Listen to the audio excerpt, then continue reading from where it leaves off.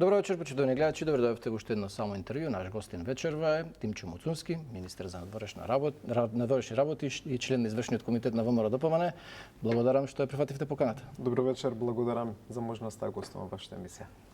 Вие сте еден од ретките што овие денови не се споменува во овие комбинаторики за реконструкцијата, кои се актуелни. Дали ова значи дека и дефинитивно ќе останете шеф на дипломатијата? Па прво што би кажал дека ниту една политичка функција во една развиена парламентарна демократија како нашата не е лична собственост, таа е многу повеќе одговорност. И ние како луѓе треба да правиме се што можеме во моментите кога ја имаме чест и одговорноста да раководиме со институција, посебно се биде министер во една влада, да ги испорачуваме најдобрите резултати, што ги можеме да даваме се од себе. Јасно, и да очигледно не успеваат сите во тоа. Согласно потребно да се освежува кабинетот. И тоа е еден нормален процес и не секогаш се случува тоа заради слаби резултати, туку некогаш има и други некои политички причини кои што се врзани со такви одлуки и тоа е факт.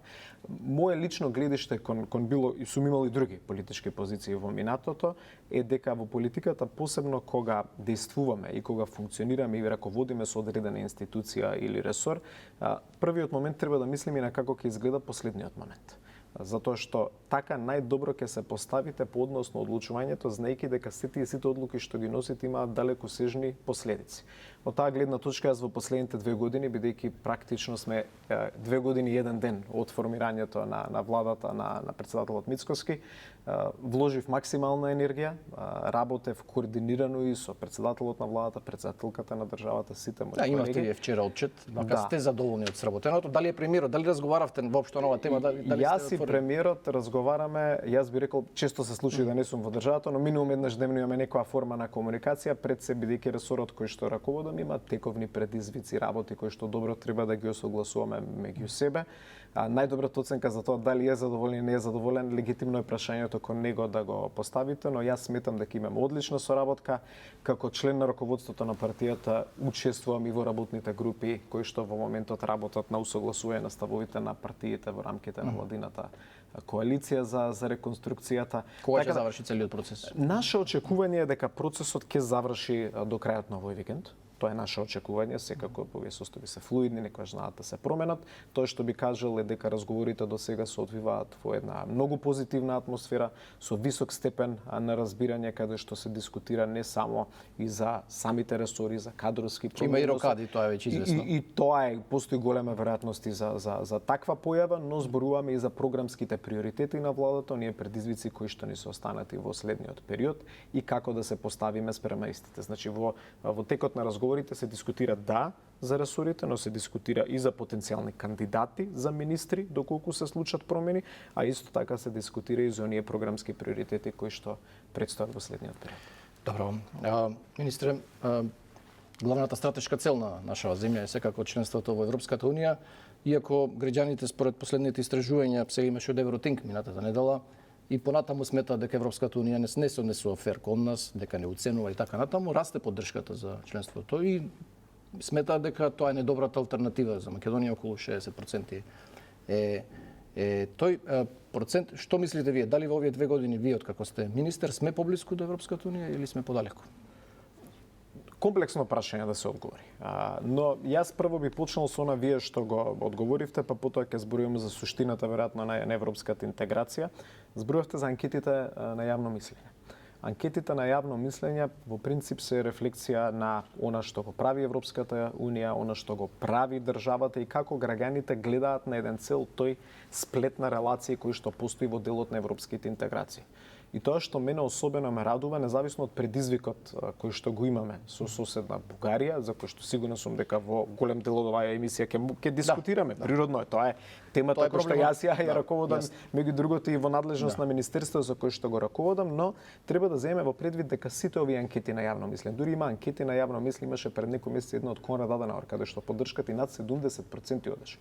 Но трендот на сите... Таа се цитира и во извештајот на Европскиот парламент. Така. Но трендот на сите тие анкети е во последните години, па јас би рекол посебно во последните 2 години. Дур владата е предводена од премиерот Мицкоски и од ВМРО-ДПМН и коалицијата со Влени со СНАП, има пораст на поддршката на нашите граѓани за европската интеграција. Јас тоа не велам дека е заслуга само на владата, но велам дека државата и нејзините напори во тој контекст, нејзините пораки кои што ги испраќа, тоа што го правиме во прашањето дали вие ја доближувате Македонија до Европската унија во овие 2 години или не, за граѓаните сакаат. Легитимно јас прво што би сакал да кажам е дека очигледно е дека имаме пораст на позитивната перцепција за Европската унија.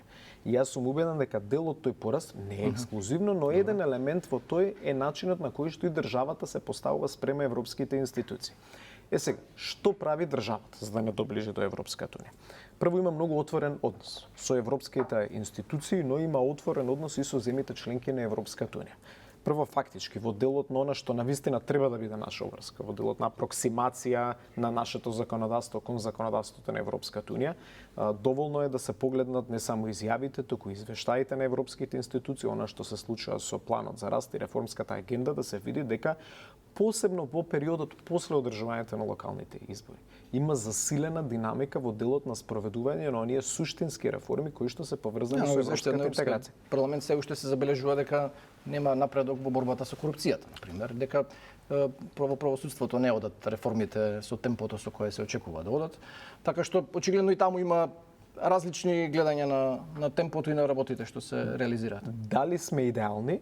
Се согласувам, не, но во никој момент во процесот на апроксимација кон законодавството нема да бидете идеален, но дали европските институции објективно идентификуваат дека има сериозен напредок во сите области, вклучително и овие за кои што ги спомнуват, и реформата на јавната администрација, енергетскиот сектор, и образованието, и владењето на правото, има напредок, а тоа може да се гледа објективно и преку средствата кои што државата ги добива преку планот за раст, бидејќи доколку не би се спроведувале реформите, средствата не би пристигнале. Така условени се тие. Значи тоа е во делот на внатрешните реформи. Во делот на надворешната политика, во сите извештаи ќе видите дека државата е највисоко оцената токму во таа област, односно стратешката поставеност на државата кон надворешно политичките прашања. Дека сме 100% усогласени тоа. Тоа се нарекува 100% усогласени со ЗНБП, заедничка надворешна и безбедносна политика, но јас често го нарекувам тоа ЗНБП плюс, бидејќи и секојдневно нешто што го гледаат представниците на европските институции, а и на земјите членки, е дека често како држава во делот на надворешната политика знаеме да правиме и работи дополнителни во интерес на нашите заеднички европски вредности, кои што не се дел од усогласеноста со ЗНБП, но повторно ќе кажам покажуваат дека од стратешка генерално не сме како Србија да правиме проблеми со Русија, со Кина, генерално се држиме до политиката на Европската унија. Тоа е за гледачите да разберат што говорите. И многу подалеку од тоа. Одиме и многу повеќе и од некогаш и од некои земји членки што го прават, кога тоа ќе се побара од нас, бидејќи сметаме дека усогласеноста со надворешната политика не е само рестрикции, не е само санкции, туку е покажување на еден вредносен систем. Сега доаѓаме до суштинското прашање. Ние факт е и покрај се тоа спроведуваме домашни реформи во делот на апроксимација со законодавството на Европската унија, сме на ниво на Црна Гора подобри од Албанија. Тоа е факт. И пред да дојде ова влада со скринингот уште 2023 се покажа дека неколку околу скоро 50% беше усогласеност. Но во последните години во таа област нема назадување, има напредување. Значи се спроведуваат дополнителни реформи, иначе неспорно е дека резултатите продолжуваат во позитивна насока, но и покрај спроведените внатрешни реформи и покрај целосната усогласеност со заедничката надворешна и безбедносна политика, ќе се согласам, нас огромен предизвик ни е тоа што се уште нема отпочнато преговори. Ние сме фактички 4 години во место стоиме. Знаеме дека главниот услов за да го проложиме патот кон Европската унија се уставните измени. Практично нема прилика кога европските лидери не подсетува дека тоа е врска која самите сме ја прифатиле како држава, претходната влада, но ние како држава сме ја прифатиле. Тоа беше случај со посетата на Кошта. Од друга страна, познат е ставот и многу јасен на вашата влада дека да за уставни измени, но претходно да се обезбедат некакви гаранции дека нема да има нови билатерални пречки понатаму во процесот. Во ваква ситуација дали може да констатираме дека практично ние веќе 4 години сме во ќорсокак од кој за сега нема излез? Објективната вистина е дека по прашањето на отварање на преговори стоиме во место 15 години, не 4. Затоа што првата препорака за отварање на преговори со нашата држава од страна на Европската комисија е донесена пред 15 години. Добро, на одлука на Советот на ЕУ прв пат беше донесена 2022 со францускиот предлог. Но Претходно немало никогаш од техничка гледна точка, консензус. прв пат комисијата утврди дека нашата држава има услови да отпочне преговори со Европската унија во 2011 година, пред 15 години. Значи ние од тогаш ги исполнуваме сите услови. Тогаш имаше една друга пречка, тоа беше прашањето за името. Од кога го надминавме истото, ни беше ветено, да се сеќаваме сите, нема лидер на европска држава кој што скоро имаше неколку исклучоци, но скоро сите дојдоа тука, ни рекоа тешка одлука се бара од вас, веруваме дека е ова голем предизвик, но следува членство во НАТО и следува брза трака, фронтранери да бидете кон патот кон Европската унија. Потоа се случи неочекувано вето прво од Франција и потоа следуваше неочекувано вето од Бугарија за да бидеме се согласувам со вас сега веќе 4 години по така наречениот предлог, некој го нарекува француски, некој го нарекува европски, независно од тоа предлог, кој што поставува пред нас одредени услови. Ние ги сметаме тие услови како услови кои што Дали се одредени услови или е еден услов?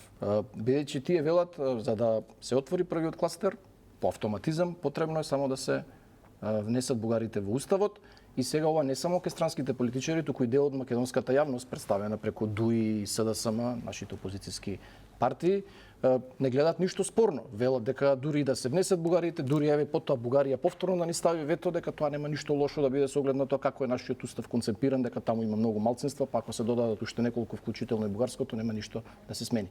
Како вие им одговарате, особено на странските партнери, каков е вашиот аргумент зошто не можете да го направите тој чекор? Малку, ако ми дозволите, бија поставил поинаку дискусијата од што таа најчесто се поставува во јавност.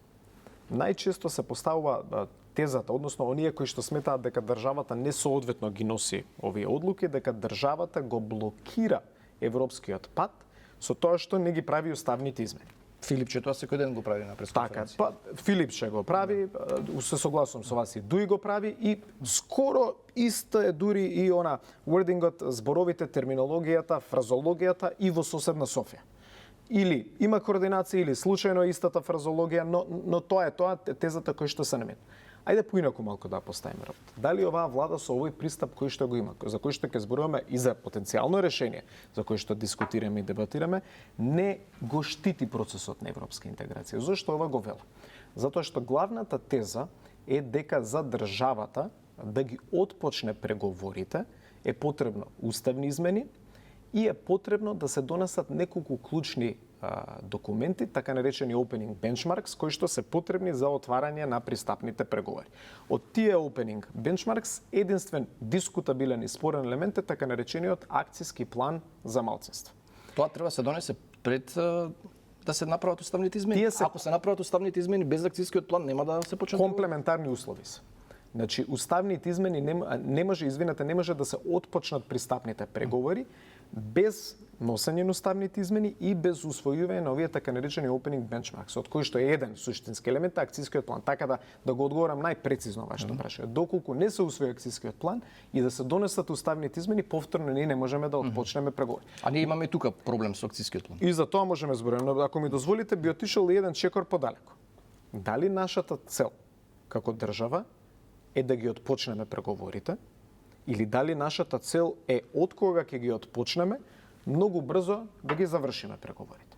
Добро, се противниците на оваа теза велат дека доколку ги отвориме преговорите, тоа само по себе носи придобивки. Значи има повеќе фондови за државата, повеќе пари, сигнал се упатува и кон регионот и кон инвеститорите дека оваа земја е на пат кон членство во Европска унија. Пред да дојдам до има некои такви аргументи. Пред да дојдам до мојата поширока теза, само би кажал дека во моментот Албанија и Црна Гора, иако се земји кои што преговарат, немаат пристап до никој дополнителен фонд до кој што ние не имаме пристап. Значи тие се исти фондови во моментот, независно од тоа дали преговарате или не преговарате, во моментот структурираниот фонд до кој што сите имаме пристап е така наречениот план за раст. Бидејќи се земји кои што преговарат немаат пристап до дополнителен фонд. Добро да се знае тоа. Да. Но би сакал да нотирам дека има земји кои што имаат пристап до дополнителни фондови, тоа е Украина и Молдова, но тоа е заради други вонредни услови по кои што Европската унија има субјективно одлучено. И ние не би можеле заради Значи ние да сме во преговори или да не сме формално преговори, нема нешто разлика да имаме пристап до истите средства до кои што имаме сега, до нас е колку квалитетно ќе ги користиме. Но дозволете ми да се вратам на она претходно за кој што дискутирам. ние доколку почнеме преговори по донесени уставни измени и усвоен акцијски план, еве да речеме се согласиме, хипотетизирам, со се што ќе каже Бугарија. На нас Софија отворено ни кажува во овој момент дека ние веднаш во првиот момент ќе се соочиме со нови прашања кои што се од билатерална природа, за кои што 26 земји членки и европските институции велат не се тие дел од преговарачката рамка, но официјална Софија вели дека се дел од преговарачката рамка. Тие се прашањата кои се дел од вториот протокол. Од протоколите, кои што се во суштина Особено го потенцираат вториот. Така, бидејќи дури е метнати во извештајот на Европската колку и да сака некој да го релативизира, тој по неговата содржина е навистина проблематичен и отвара ризици за државата. Би сакал сега на граѓаните малку попрецизно да им обяснам. Тоа е документ кој што се нарекува протокол. И мене ако ме прашате како правник и како не би си дозволил да се наречам експерт по меѓународно јавно право, бидејќи во мојата научна работа не го предам тој предмет, но би рекол како познавач на меѓународното јавно право кој што се консултирал со врвни експерти по меѓународното јавно право, би ви рекол дека нејасно е како доаѓаме до називот на тој документ. Се работи за записникот средба помеѓу двајца министри за надворешни работи. Но Бугарија вели тој записник од средба, кој што во тој момент еве максимално да го третираме како израз на политичка волја на две актуелни влади, Бугарија вели тој ве обврзува правно и ви создава обврски кои што директно ќе се рефлектираат на вашиот пат кон Европската Унија. И тоа отворено ни се кажува. Тоа е во суштина и анекс на договорот, ги разработува таму тие, ги рефлектира нивните барања и за говор на омраза, и за учебниците, и за спомениците, и се разбира главното прашање за историската комисија. Но исто така има елементи кои што на пример би можеле да влијаат и на вас како медиум. Кои што може да не доведат во ситуација, односно да се бара од нас како држава да рецензираме што иметувате вие на ваш медиум. И тоа нема апсолутно, верувајте ми, никаква врска со европска вредност. И замислете, хипотетизирам, абсурдна ситуација, емитувате некоја емисија, некој документарен филм, некој поединец во Софија кажува, не ми се допаѓа содржината, не согласувам со тоа, и да побара од нас реакција по однос на тоа прашање. Тоа некој си дозволил да го подпише. Дали подпише. е овој протокол дел од преговарачката рамка, дури Вајц имаше намера, план да побара некакво објаснување од Советот на Европска унија, но не му помина тоа, бугарските вработеници се спротивставија.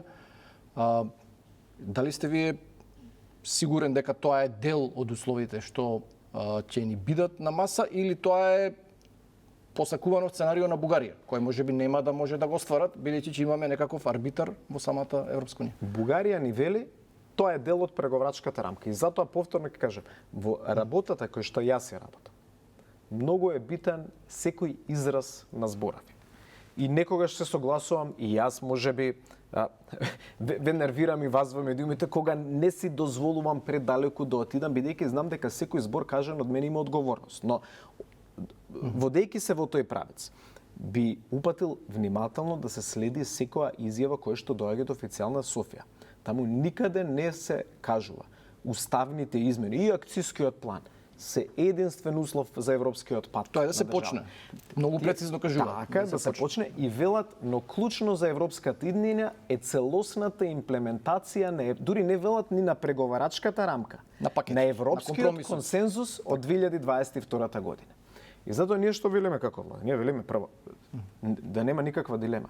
Го немаме луксузот на време да дозволиме овој проблем да остане по секоја цена нерешен и државата да стои во место. Ние мораме да најдеме решение.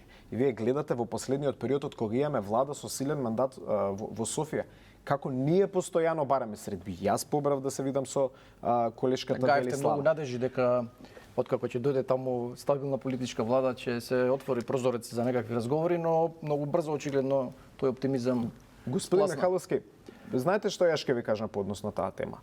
Некогаш е подобро колку и да не се согласувате за некои теми, да зборувате отворено.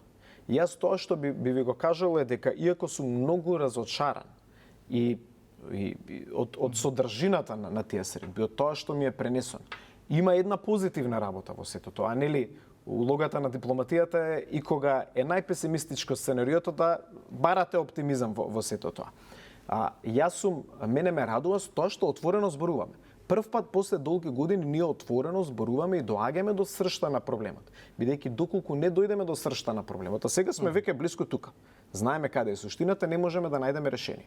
И затоа ние сега работиме и на решенија. Паралелно ќе повторам, немаме луксус да застанеме и да чекаме. Добро е тоа да се слушне. Каков е сега формалниот статус на овој втор протокол? Тој беше усвоен од владата тогаш, од собранието. Дали е тој на сила или е ставен ад акта? Моето гледиште е дека се работи за записник од средба, кој што не произведува никакви правни обврски за нашата држава. Тоа е ставот кој што јас би можел да го кажам. Се работи за документ, записник од средба, одредени заклучоци на двајца министри за надворешни работи, но од гледна точка на меѓународното јавно право и од гледна точка на документите кон кои што државата многу погрешно, но се обврзала и тоа е факт. Не можеме да бекаме дека во 2022-та некој лековерно, без размислување, без гледање на далекосежни последици се обврзал на нешто, но ние велиме сепак вториот протокол не треба да биде дел и од таа обврска. И таа е таа дилема кој што се обидуваме со соседна Бугарија да ја разјасниме, бидејќи меѓу другото соседна Бугарија вели ние знаеме точно што е договарано и ние знаеме точно што ни е ветувано од некои наши претходници и од поединци кои што сега се многу активни по медиуми објаснувајќи различни работи од она што веројатно го говореле пред представници на меѓународна заедница. Дали го читаме правилно? За да им се допадне. Може би не сме го читали правилно, да. Целта на еден политичар кој што представува својата држава. Јас работам секојдневно да градам добри релации со моите колеги, да афирмирам позицијата на нашата држава.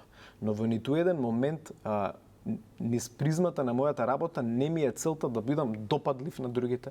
Целта ми е да бидам, условно кажано, допадлив, да ја вршам врската за кој што моите граѓани ми ја дале довербата. И тоа е оној изопачен пристап во надворешната политика кој што го имале нашите претходници, да си го заборават сопствениот народ и неговите интереси, само за тројца-четворица политичари од европските институции да речат вие сте најдобрите, леле каква визија имате, а при тоа да се нема никаков долгорочен поглед кон тоа што е стратешки интерес на државата. Да нема дилема, стратешки интерес е европскиот напредок, но не е стратешки интерес да носиме одлуки што другите ги бараат од нас, кои што повторно ќе не внесат во ќорсакак. Добро.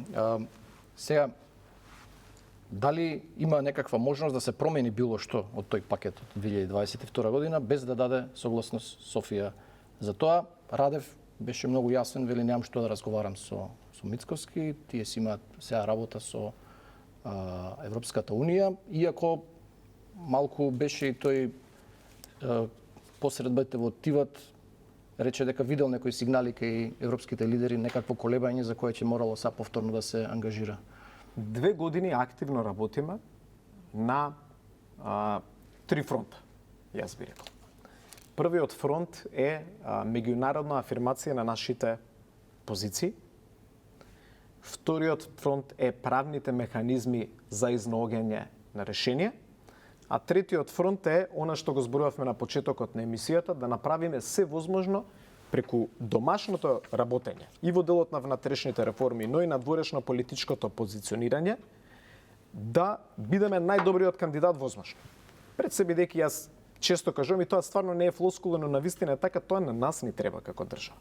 Но точно е дека ние 2 години работиме на решенија кое што ќе ни гарантираат на нас дека нема повторно како нашите претходници да ја внесеме државата во еден ваков ќорсокак и да афирмираме позиции кај наши меѓународни партнери и кај земите членки и кај европските институции кои што морам да кажам имаат висок степен на разбирање. Сега, за резултати во надворешната политика разбирањето не е доволно. Тоа сега да прашам, колку е тоа навистина имаат разбирање, а колку е тоа можеби некое дипломатско охрабрување до вас, бидејќи конкретен чекор не видовме. Значи вие 2 години дававте предлози, не и за одложено дејство, сега последно барањата на премиерот се да има нови заклучоци на Советот, но во суштина ништо овие 2 години не се случува. Значи баравте да има средби, нели се споменува на самитот на НАТО дека ќе имало на маргините, ни тоа. Значи Европската унија и тие наши партнери кои дури и да имаат разбирање како ништо да не прават на овој план, дури Кошта кој во Софија кажа дека треба да се има разбирање за загриженостите на Скопје, сега кога беше тука во нашава земја, одби да го повтори истото. дури него ни кажа тоа што го кажа во Софија. Во политиката, па и посебно во меѓународните односи, исто како и во животот, во неколку секунди можете да направите огромна грешка, а некојаш треба подолг период да се поправат тие грешки.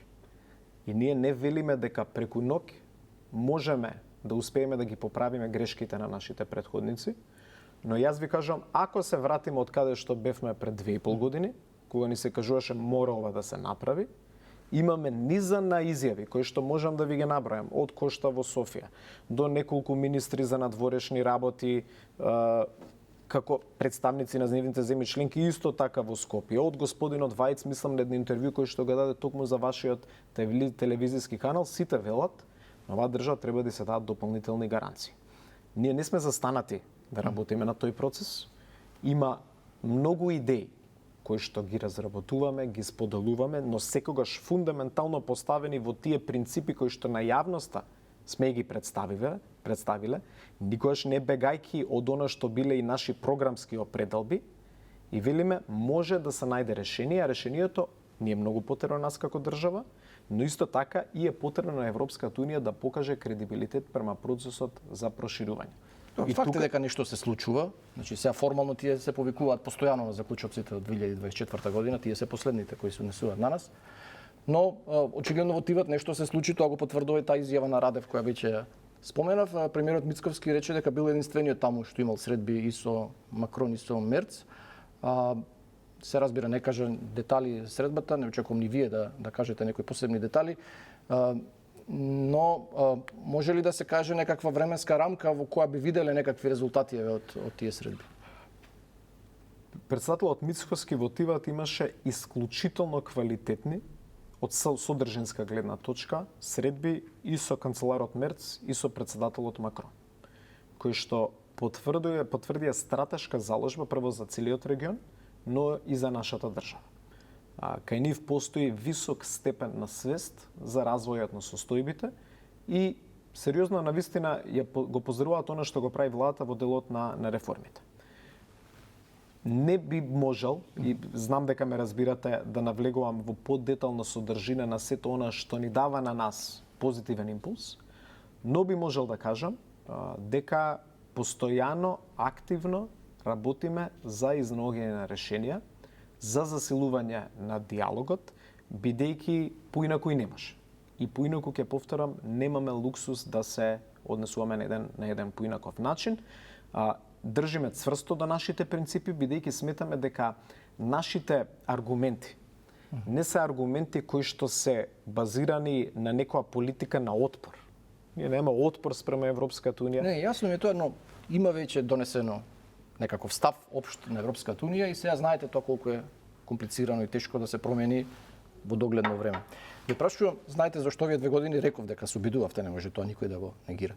Дали владата веќе кога гледате дека тоа не поминува така едноставно, имате некаква нова стратегија како да се деблокира процесов или едноставно ја градите на надежи дека меѓународните околности на некаков начин ќе го променат ставот на Европската унија и на Бугарија? Секако дека работиме. Не е стратегија базирана на емоција, туку е стратегија базирана на антиципирање и следење на состојби кои што се значени за нас како држава. И врз основа на таа стратегија имаме, па би рекол, и во последниот период засилена комуникација со оние клучни партнери кои што сакаат да видат напредок за нашата држава. Гаранција за успех немате. Гаранција за успех имате само ако бидете попусливи спрема другата страна, како во минатото, да се прифати се што таа ќе побера и тоа ако сакате на еден лажен начин да го представите како успех. Па да бидеме сега во оваа ситуација.